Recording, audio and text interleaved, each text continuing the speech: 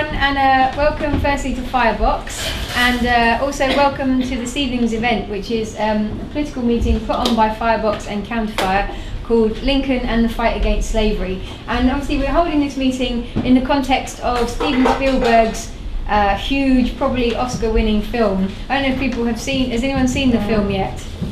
No, a few people. I saw it on Tuesday. I thought it was extremely good. So we're going to hear from our two speakers, and then we'll have a bit of time for some discussion and questions, and then we'll bring the speakers back in as well. So firstly, I'd like to introduce John Rees, who is the author of A People's History of London, which is available from the bookstore over there.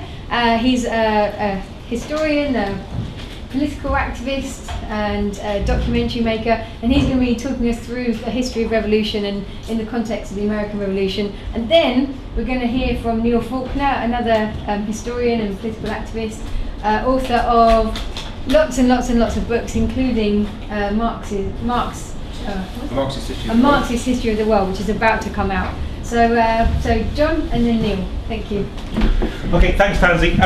Right, well, I'm going to talk a little bit about the pattern of the classical democratic or bourgeois revolutions, as they're called, by which is normally meant the English Revolution of the 1640s, the American Revolution of 1776, and then the Great French Revolution. But I think it's only really possible to understand the American Civil War as part of this pattern. In fact, I would say that the Democratic Revolution, the Bourgeois Revolution in America is comprised of two parts: of the War of Independence in 1776 and the American Civil War in the 1860s. And I'll explain a little bit why I think that is in a moment. But I want to make this point about understanding what happens in these revolutions, because I think if we can't have a kind of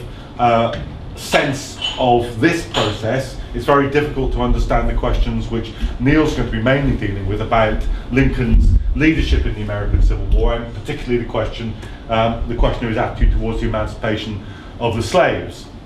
And I think the critical issue here is that there is a particular structure to those revolutionary experiences, the American, the English, the American and the French Revolution, and others, but those are the largest scale, the biggest, the most important of those revolutionary experiences. And they differ in their nature from the way in which we sometimes think about modern working class revolutions.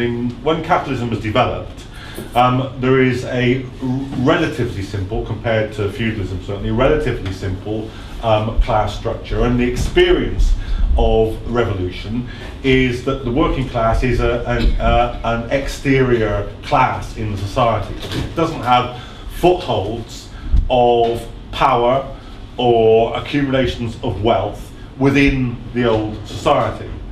It can't therefore work a transformation, a revolutionary transformation in that society without, in one single revolutionary instance, both breaking its economic and its political power. There isn't a process by which the working class gradually takes over the old order factory by factory, corporation by corporation, and at the end of this process has to deal with the state power, the armed police, the army and so forth, of the capitalist state. But actually that's exactly what does happen in a bourgeois revolution. The bourgeoisie grows up in the interstices, as Marx puts it, in the kind of gaps within the old feudal society. It accumulates wealth, it begins to dominate markets, it is in control of trade, it begins to influence the universities, has a hold in the churches. In other words, it begins to develop a social and an economic power within the old society before it has to break the state power of the aristocracy and the monarchy. And so there's a different pattern, a different class configuration in the revolutions that bring the bourgeoisie to power in England, France and America than there is say in the Russian Revolution or in the Spanish Revolution of 1936 or any of the modern 20th century working class revolutions. One consequence of this is, and it's an important consequence, is that when the bourgeoisie comes to power, it's one ruling class replacing another. It's one group of people who are a minority within society, taking control of the mechanisms, different mechanisms actually, but the mechanisms of political power and of wealth, and replacing an old order which was itself a minority. So the revolution, the bourgeois revolution, is led by and leads to one minority replacing another. Now, historically, we might prefer this minority. We might prefer this minority because under feudalism, there was a system of, essentially in high feudalism, a system of slavery for the entire population. The peasantry were essentially slaves of the landed aristocracy. It was certainly completed at the political state by the absolute power of the aristocracy and the monarchy. And typically, in the bourgeois revolutions, questions of at least representative parliamentary democracy are raised, and sometimes after long processes realised. And we might prefer the free wage labour of capitalism to the slavery of the peasant. But nevertheless, what is happening is that one minority is replacing another minority. However, in order to accomplish this, to be able to do this in a revolutionary process, this minority itself, the rising bourgeoisie in France or in England or in America, hasn't got the social weight to push aside the old order on its own.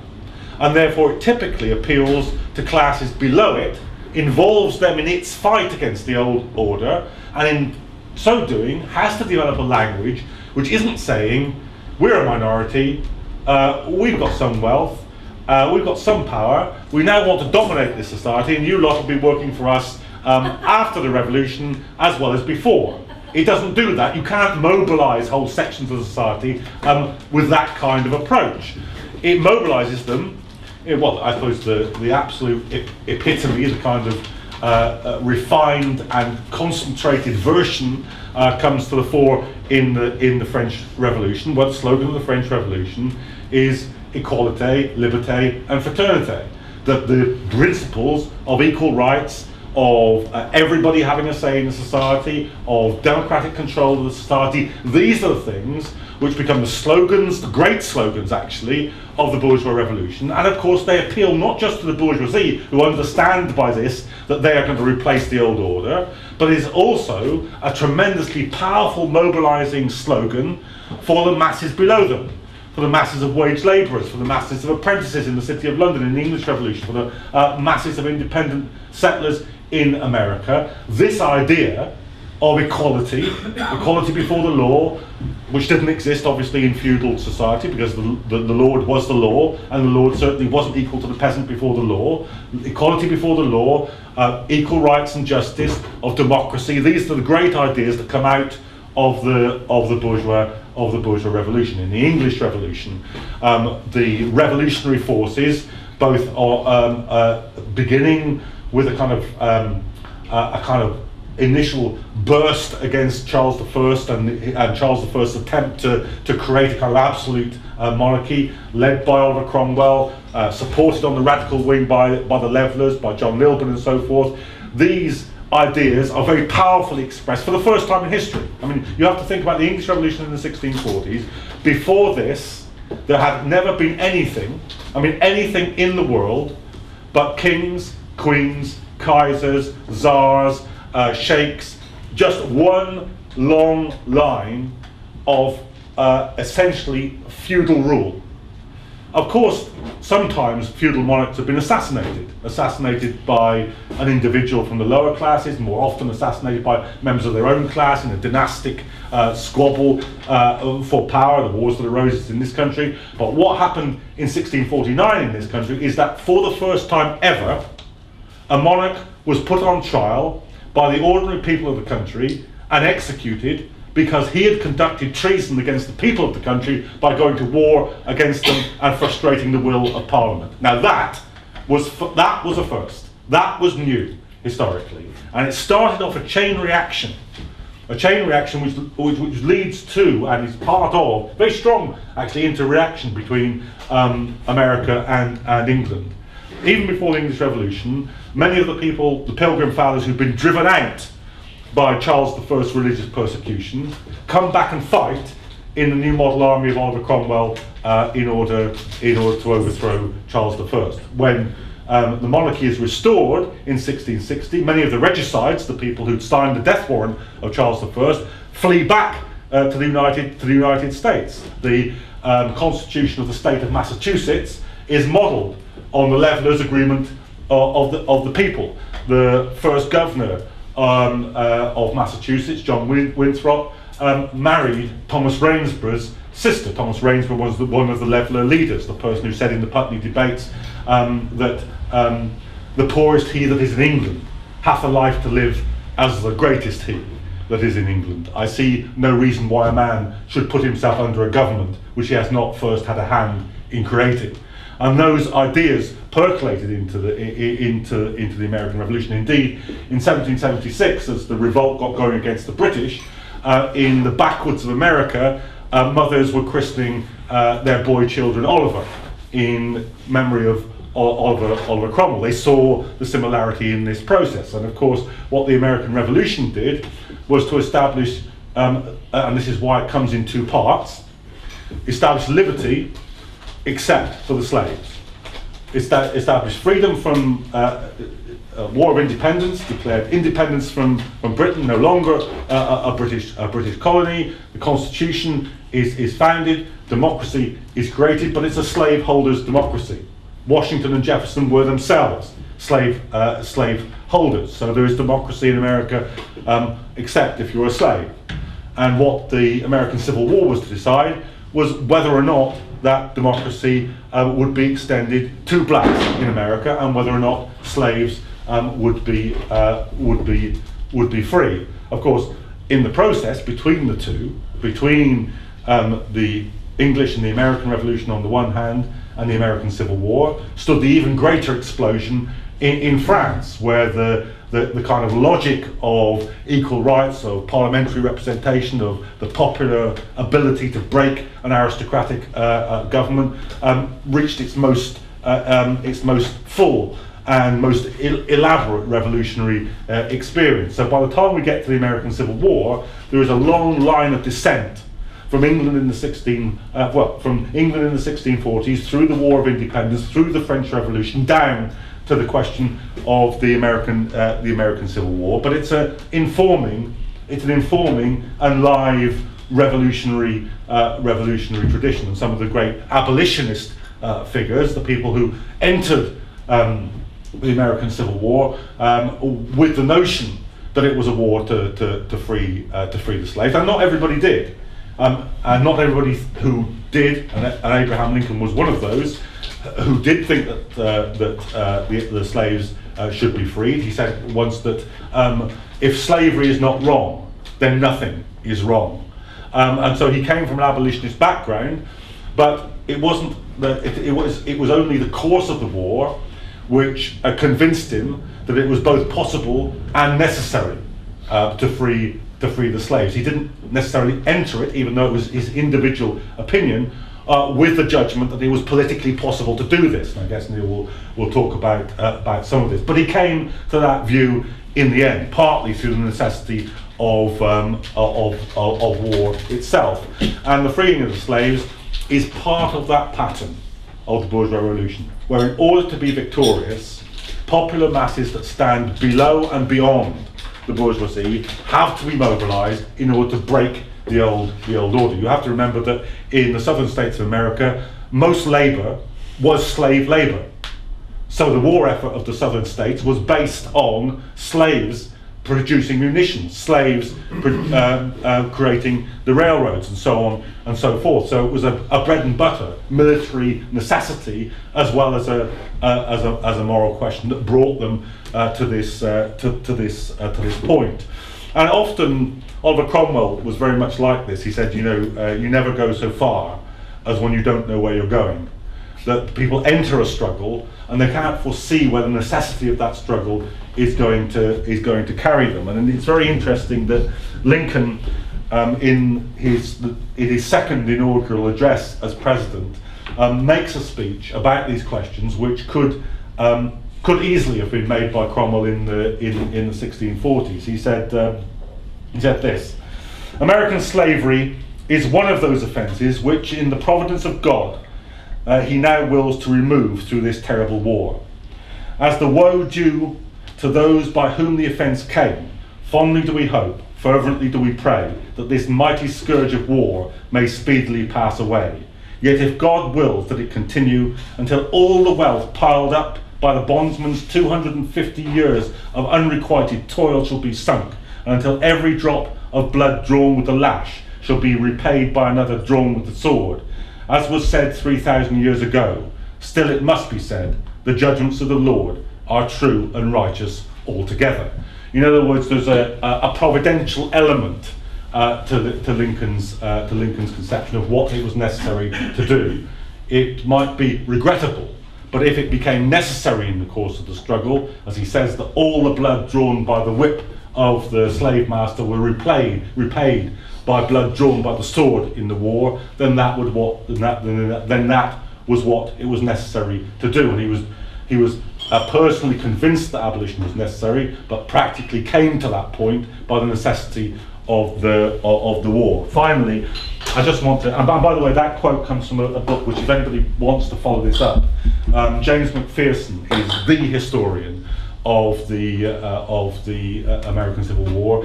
His book, The Battle Cry of Freedom, is an absolutely exemplary historical book. It's a fantastically readable book, from which you'll know 90% of everything you ever want to know about the Civil War. But this book, Abraham Lincoln and the Second American Revolution, is also an extremely good book.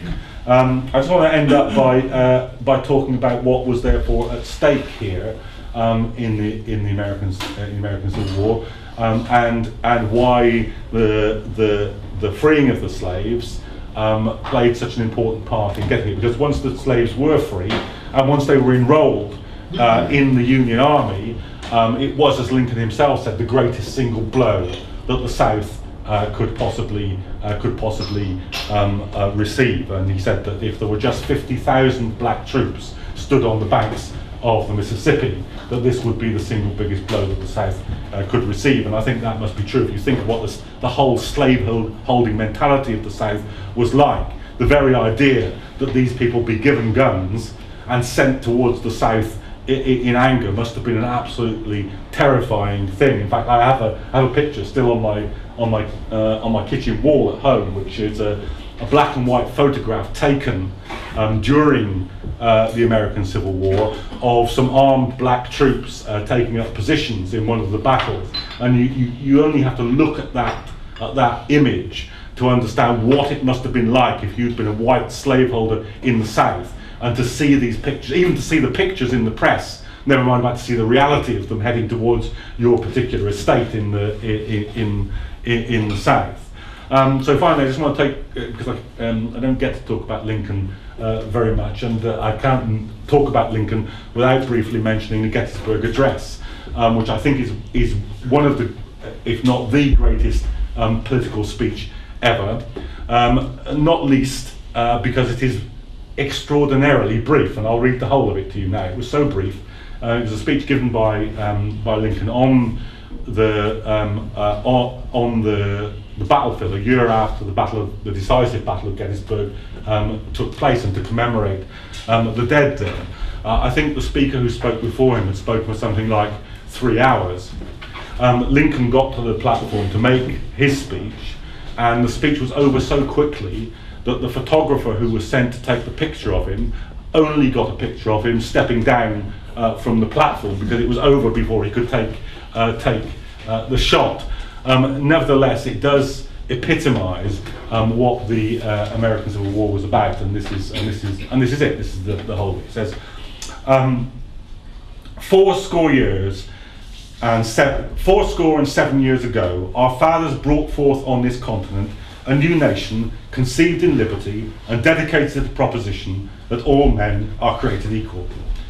We are now engaged in a great civil war, testing whether that nation, or any nation so conceived and so dedicated, can long endure. We are met on a great battlefield of that war. We have come to dedicate a portion of that field as a final resting place for those who here gave their lives that that nation might live. It is altogether fitting and proper that we should do this. But in a larger sense, we cannot dedicate, we cannot consecrate, we cannot hallow this ground. The brave men, living and dead, who struggled here, have consecrated it far above our poor power to add or detract.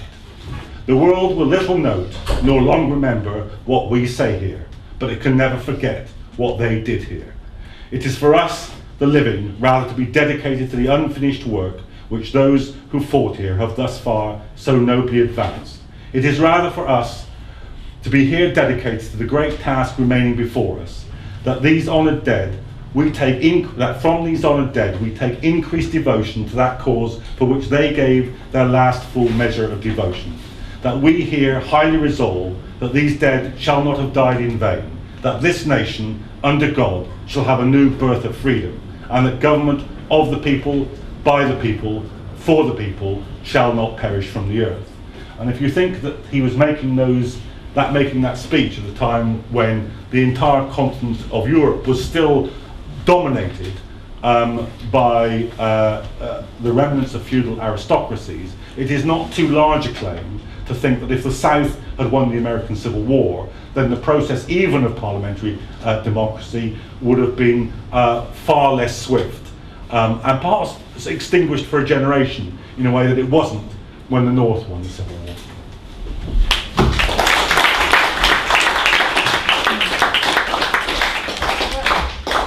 Yes, thank you very much, John. And I would actually recommend that people see the film, because a lot of Lincoln's speeches are reproduced. There's a beautiful first scene in the film where the Gettysburg Address is recited by a group of soldiers and stuff. It's really very good.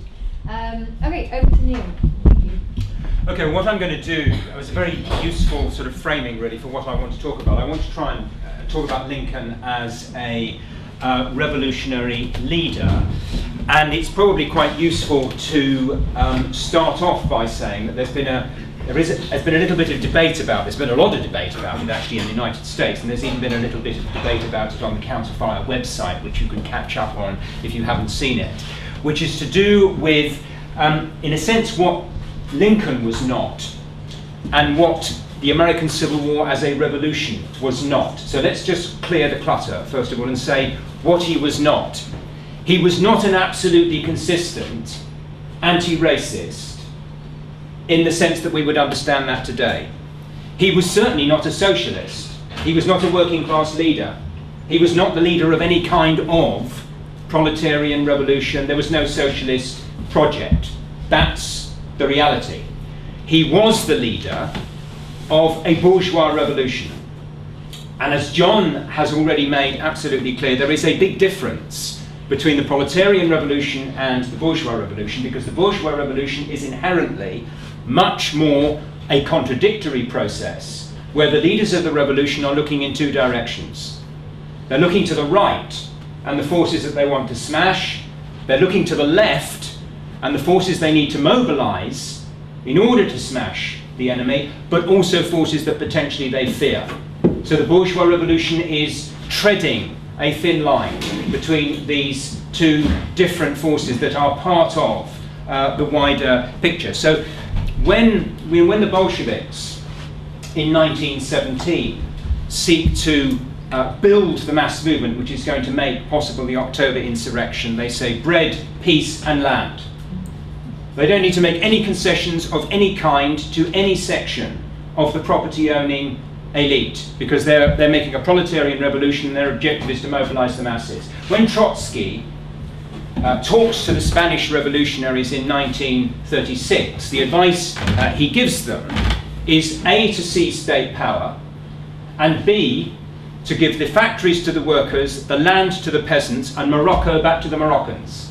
And the reason he says that, of course, is because that's the way to split the fascist officers on the other side from the fascist rank and file who are fighting for them.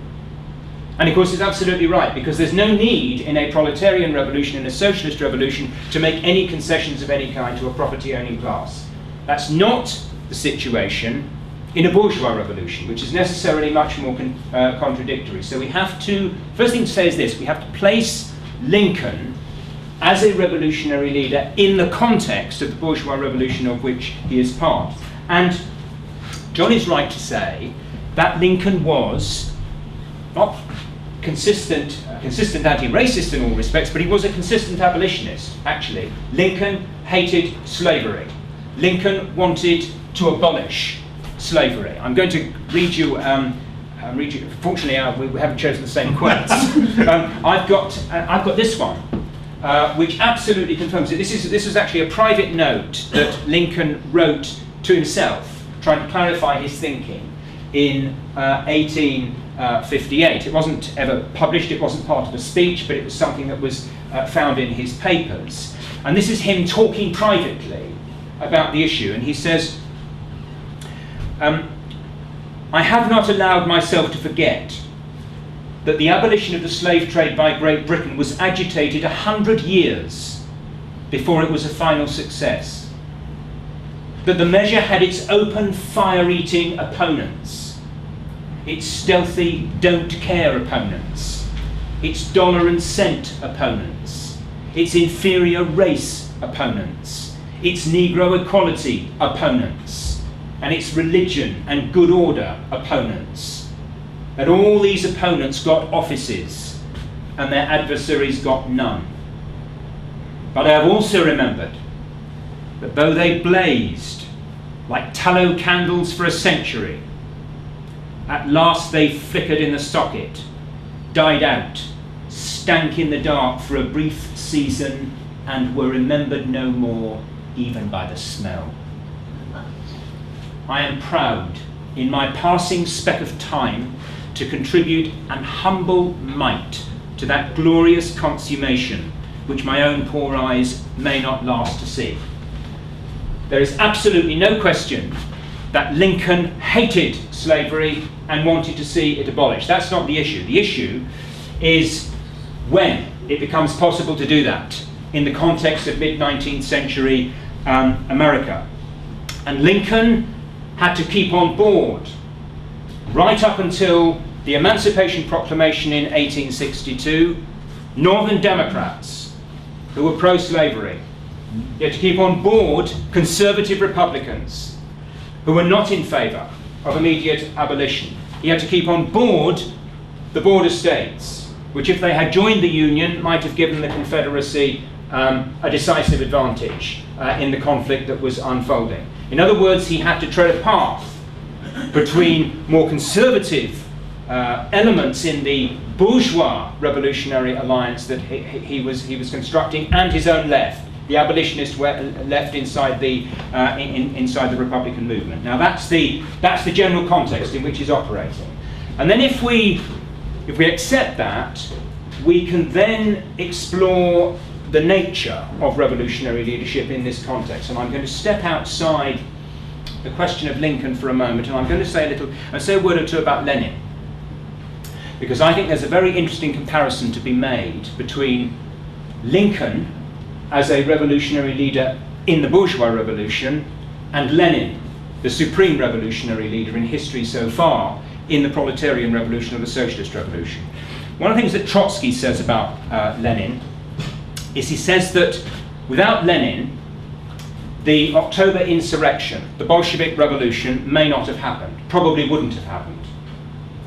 But that does not mean that the Bolshevik revolution was the result of the individual genius of Lenin. What he says is that Lenin had become the living embodiment, the personification of the necessity and the possibility and the logic and the essence of the proletarian revolution, and that's because he was completely embedded inside the popular mass movement of which he became the leader. In other words, there was a relationship between Lenin and the mass movement of which he was part, and he became the supreme representative of that historical possibility which existed in 1917. Now, That was put in a slightly more philosophical way by Georg Lukács, the Hungarian philosopher and revolutionary, about whom our own Chris Nynam has written things. And I notice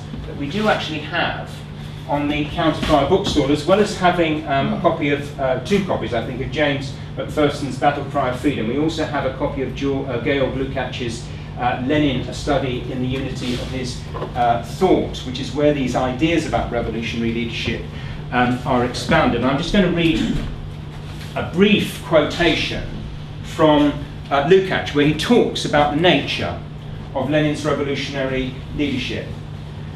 He talks about the genius for whom the true essence, the living, active main trends of an age are clear, sees them at work behind every event of his time. Lenin always saw the problems of the age as a whole, the onset of the last phase of capitalism and the possibilities of turning the now inevitable final struggle between the bourgeoisie and proletariat in favour of the proletariat, of human salvation, the actuality of the revolution. This is the core of Lenin's thought. And Lenin then becomes the personification, the embodiment of the actuality of the revolution, the possibility of human emancipation that is represented by the revolutionary crisis which is coming to maturity in Russia in 1917. Now, I want to take that idea of the revolutionary leader as the personification of the possibility and the necessity and the logic, and that idea of the revolutionary leader as representing the actuality of the revolution, and try and apply it to Lincoln. I'll say a number of things about him. The first is he conformed to the ideal of the bourgeois. And of course the ideal bourgeois doesn't really exist in reality, it is an ideal, but what is the ideal? It's the ideal as the self-made man, or woman now, but then self-made man. It's the entrepreneur who makes his way in the world. It's the successful career professional who gets to the top. Now, it really was the case that Lincoln was born in a log cabin. It really was the case that he worked as a farm boy on his family farm, and he hired his labour out to other farmers. He really did take a flatboat all the way down the Mississippi and back twice. He worked his way through a number of general labouring jobs, and he had minimal formal education. All of that's true. He was largely self-taught. He trained himself to be a lawyer, and he trained himself in public speaking and the ins and outs of politics, and in fact went into the law and went into politics at more or less the same stage. He was indeed that supreme kind of bourgeois ideal of somebody who actually is a self-made man. Now, that leads to a second thing about Lincoln, which is this, that he, not only did he live this, but he came to believe deeply in the idea that free men, and I'm deliberately talking about men because this is a world which is thinking entirely in these terms. He thought about free men having the opportunity to make their way in the world according to their talents, according to their abilities. He thought that was the ideal, that was the social ideal. So he lives that, and he believes it intimately. And that clashes with the idea of slavery, with the existence of 4 million slaves in the South. It's the basis of his rejection of slavery. It's the basis of the horror with which he sees chained slaves as he goes down the Mississippi. Chained slaves who are being bought and sold, being moved around on the river, and so on. It's the basis of that.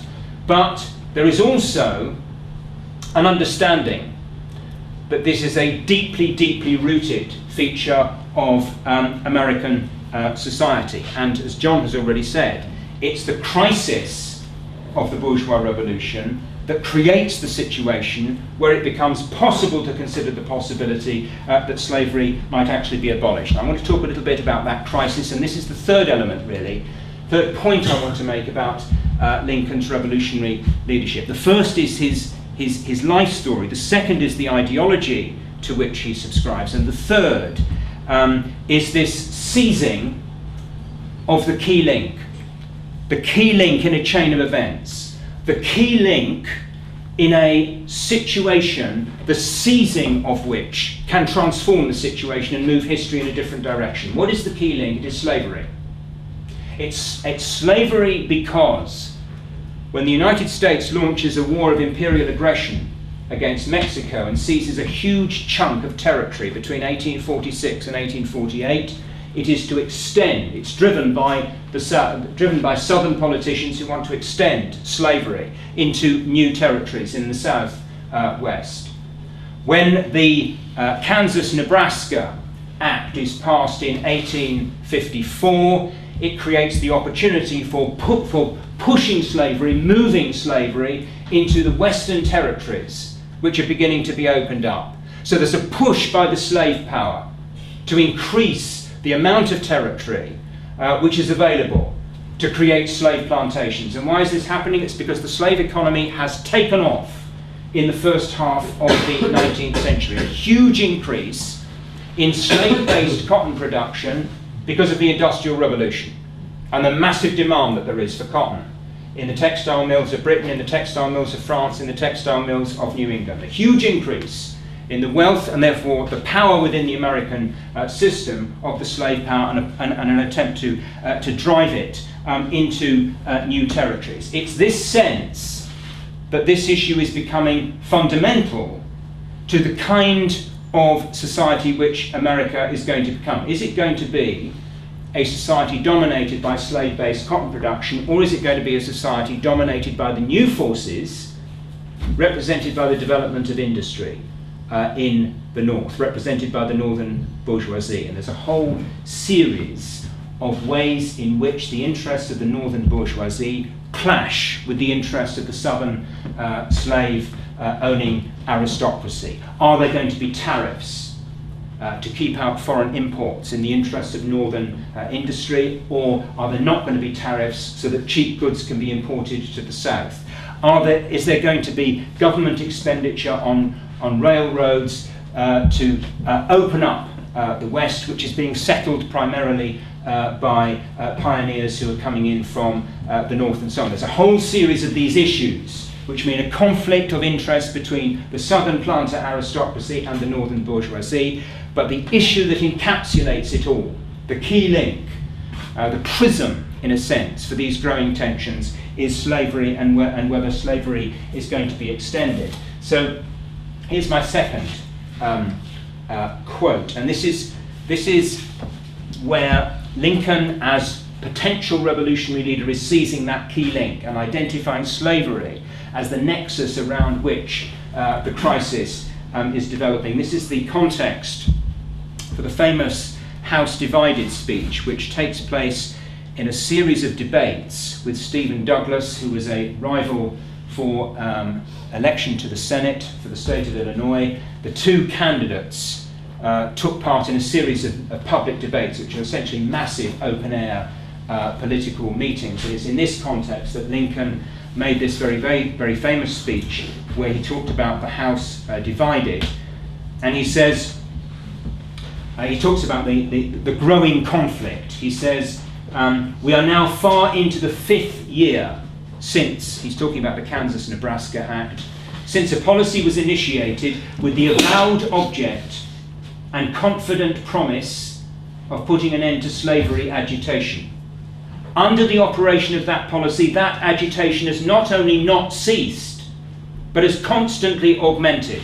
He's talking about the rise then of the slave power. In my opinion, it will not cease until a crisis shall have been reached and passed. A house divided against itself cannot stand. I believe this government cannot endure, permanently half slave and half free. I do not expect the Union to be dissolved. I do not expect the House to fall, but I do expect it will cease to be divided. It will become all one thing, or all the other. This union, in other words, is going to be a union governed by the northern bourgeoisie and the interests of the northern bourgeoisie, or it's going to be a union governed by the southern slave aristocracy. Slavery has become the key link in this growing conflict, and it's because of his embodiment, his personification of the idealism of this bourgeois revolution and his understanding of the centrality of the issue of slavery that he's selected as the new Republican Party's candidate in the election in 1860. And this brings me to my fourth and final point about Lincoln as a revolutionary leader. That election in 1860 was the most divided, the most deeply divided, the most sectional in the whole of American history. Lincoln took 54% of the vote across the North. He swept the whole of the upper North and had a more divided vote in the lower North, but in 10 slave states in the South, his name didn't even appear on the ballot paper. So this was an extremely divided election. He is elected as the representative of the northern bourgeoisie, as the representative of the North, and he's elected as the leader of a party which has a large and vocal abolitionist wing. And then, of course, that election prompts the secession of ultimately 11 southern states, and places the Lincoln presidency in the position of having to go to war in order to force the Union to be re-established. Now, the crucial thing about Lincoln in this crisis is this, that he remained absolutely resolute in the face of the rebellion and committed to a military solution to the crisis. In other words, to forcing the Confederate States back into the Union. So he embarked on a war, and when that war became bogged down, when it turned out not to be a war that was over in that first summer, which was the expectation of just about everybody in 1861, remained committed to pursuing it, but also pursuing it in such a way that it became a total war to reconstitute the United States, because that was the only way in which it could be won. And September 1862 was the critical turning point in this respect. It was the moment when the war had been running for more than a year, and the South's resistance was deep-rooted. The Union had done badly in the fighting earlier that year. They'd won a very, very narrow victory at the Battle of Antietam on the 17th of September 1862. Incidentally, the bloodiest day in American history. 23,000 casualties, more casualties than on any other day in American history, an indication of just how bloody the war as a whole turned out to be. 620,000 Americans were killed altogether in the American Civil War, more than in all of the other wars in American history put together, including the two world wars. It was an immensely bloody, bitterly contested struggle, because it was a struggle between two different social systems, two different social orders. And the decision that was taken in September 1862 was an absolutely critical one, to issue the Emancipation Proclamation. And this is the point here about revolutionary leadership. The possibility was there that the Emancipation Proclamation might not have been issued. The possibility was there that the war might not have been pursued with the determination that was required to win it, with the ruthlessness that was required to win it, and war weariness might have set in, and a pro-war majority, an anti-war majority might have overturned the Lincoln government. That possibility was there. The decision was taken to issue the Emancipation Proclamation, and the effect of issuing the Emancipation Proclamation was to cut away the wealth and the power of the South. The 4 million slaves who were doing the work, John talked about this, the 4 million slaves who were doing the work, releasing white men to fight in defense of slavery. The Emancipation Proclamation turns these people into people who are being encouraged to flee the plantations to the Union lines, where they will be guaranteed their freedom, and then to turn them into Union soldiers. 200,000 escaped slaves, slave fugitives, turned into soldiers by the end of the war. Radicalizing the war, re-energizing the war, turning the war into a conflict where there was no possibility of compromise, and the central issue that had given rise to the war and the division in the first place now becoming the solution to that problem, now becoming a Union war aim. The key thing about Lincoln is not that he took time to make the decision to issue the Emancipation Proclamation. That was a reflection of the contradictory political forces that were playing upon him in this bourgeois revolution. The critical thing is that when it was necessary and possible to take that decision, when the logic of the unfolding bourgeois revolution pointed in that direction, he was a sufficiently resolute revolutionary leader to take that decision. I'm going to finish with this quote, and I am going to finish with this because I think that this quote is sums it up very, very well, because here what comes together is Lincoln's instinct and what has now become a political possibility in the context of the war. This is Lincoln signing the Emancipation Proclamation, and he hesitated, and his words before he signed were taken down by somebody who was there, and he said, apparently he said before signing it, "I never in my life felt more certain that I was doing right than I do in signing this paper. If my name ever goes into history, it will be for this act, and my whole soul is in it." There you go.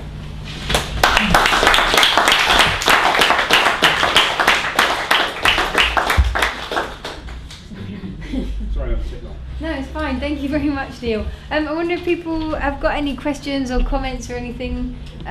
Because there's a number of points which I think are related and can be best understood if we have a sensation about carrying the story forward that Neil and I talked about what the bourgeois revolution is. Because if you don't get this, then you have exaggerated expectations of what the leaders of such revolutions might or might not do. It's inevitable that if what we're saying is that what happens in these processes are that a group of people who are a minority within the society, but not yet the dominant minority, want to become the dominant minority, and in order to do that, they have to mobilize masses of people behind them, otherwise they don't have a battering ram with which to get in the door. It's inevitable that once this process is accomplished, they will then turn around and demobilize, to put it politely, the people that they've mobilised in their favour. So Oliver Cromwell reaches an agreement with the Leveller Party in order to smash Charles I, and once he smashed Charles I and executed him, he turns on the Leveller Party.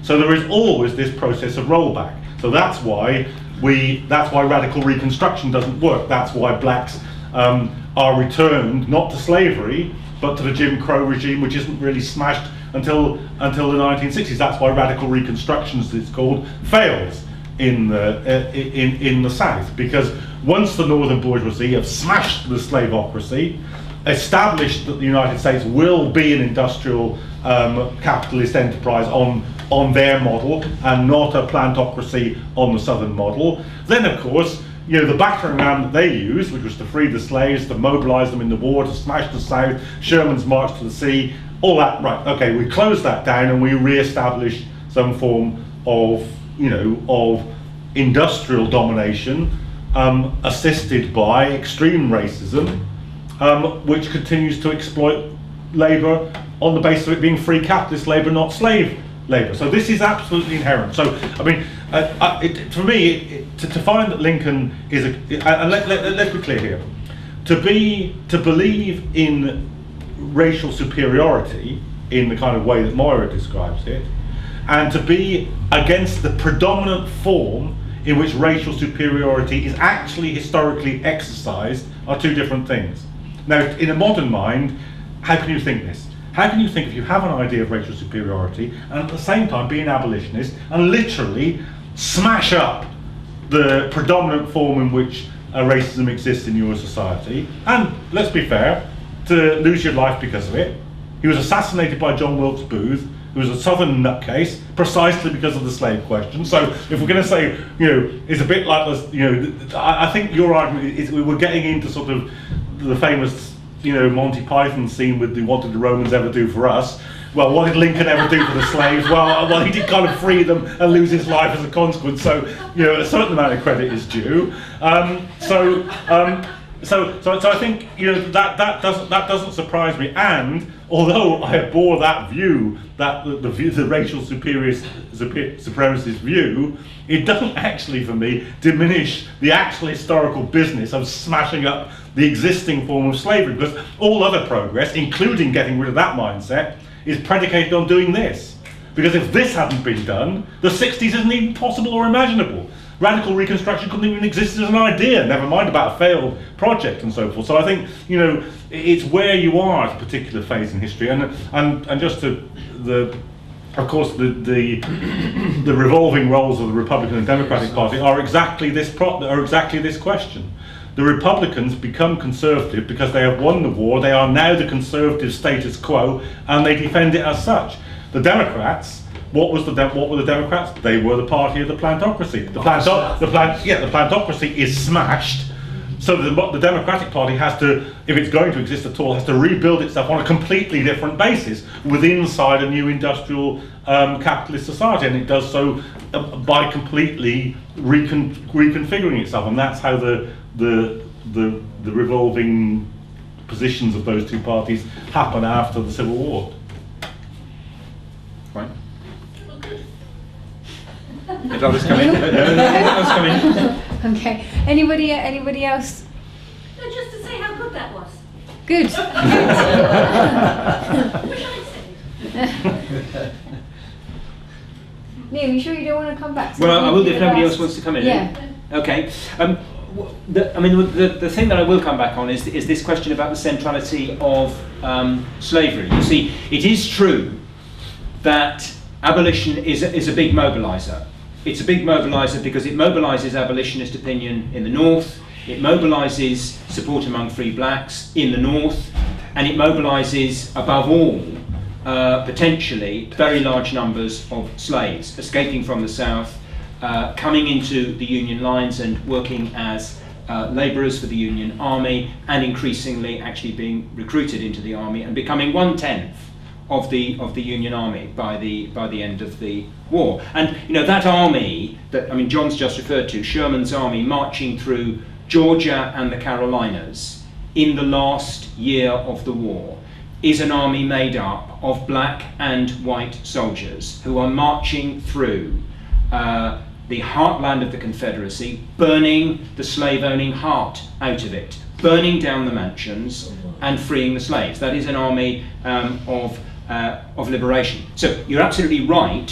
This is a way of mobilising. It's a way of radicalising the struggle in order to mobilise, but it's not just that. It's also the case that the northern bourgeoisie has an interest in a united states, in preserving the Union, because it wants that broad national market. And the problem inside the Union up until the Civil War is that there are two different ruling classes representing two different social orders with very different economic interests dividing them, contained within one state. That's why Lincoln talks in the 1850s about a house divided cannot stand. It's got to become all one thing or all something else. So it is in the interests of the northern bourgeoisie to abolish slavery, because unless they abolish slavery, they're not actually going to be able to construct a stable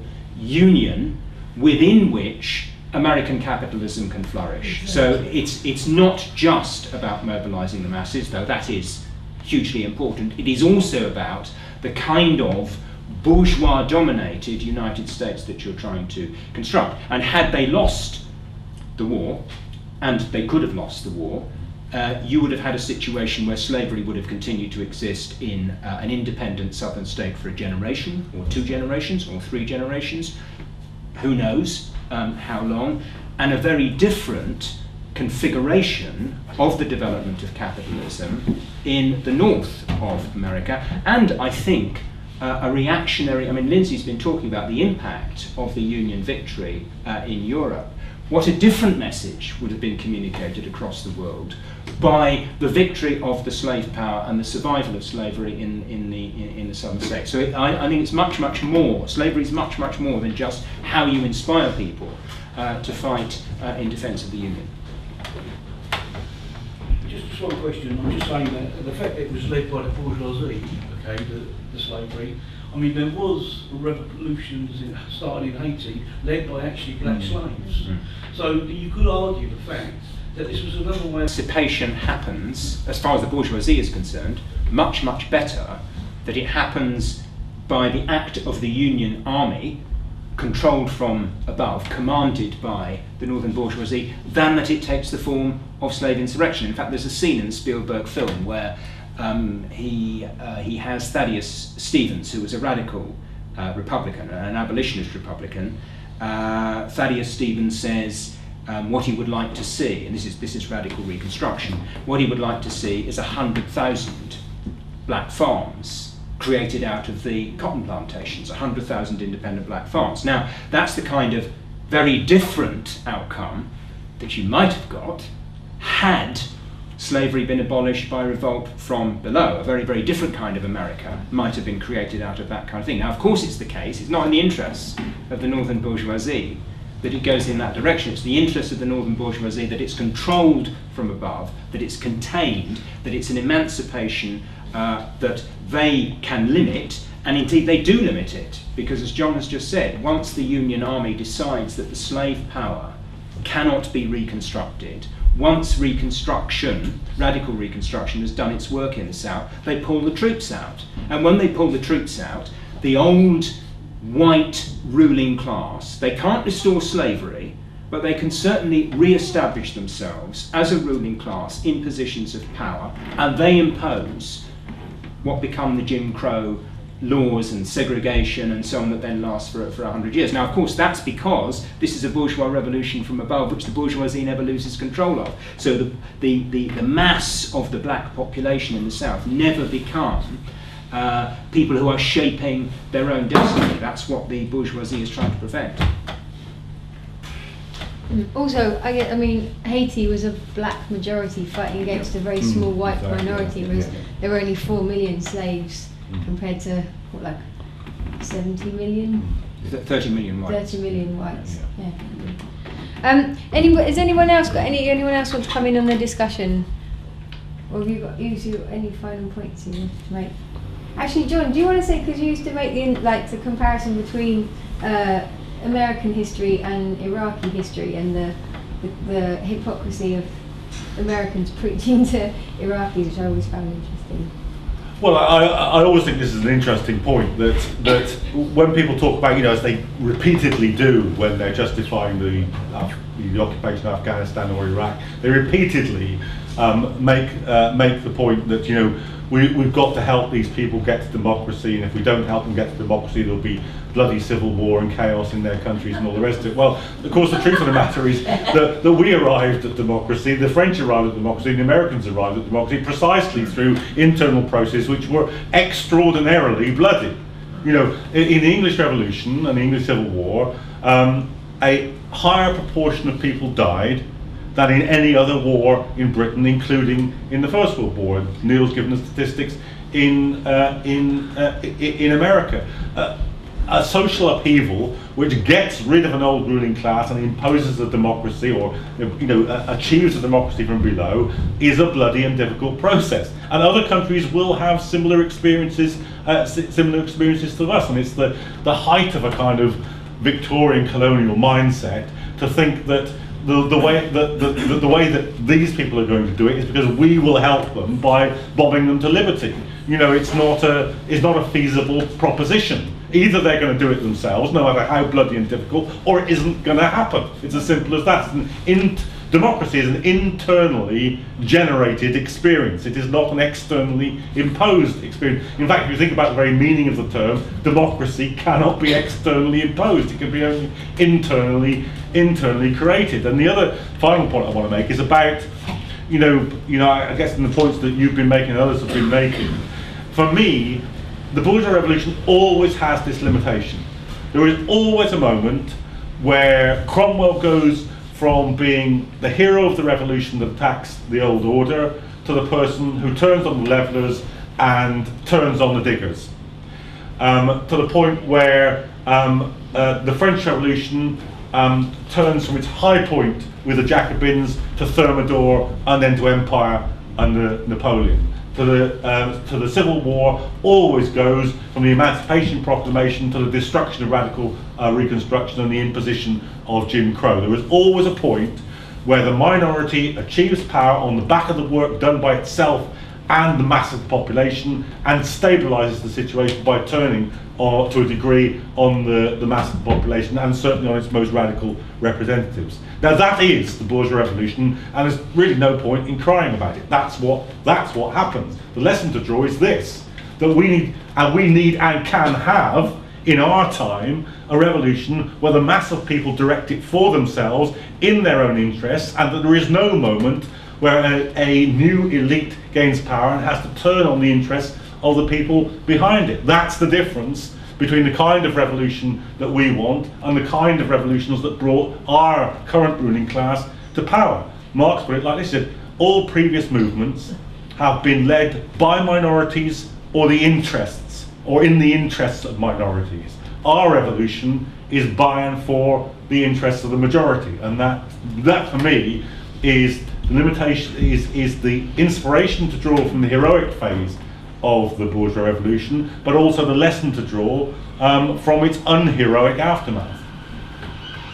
Thank you, John. I think that would be a good moment to bring the meeting to a close.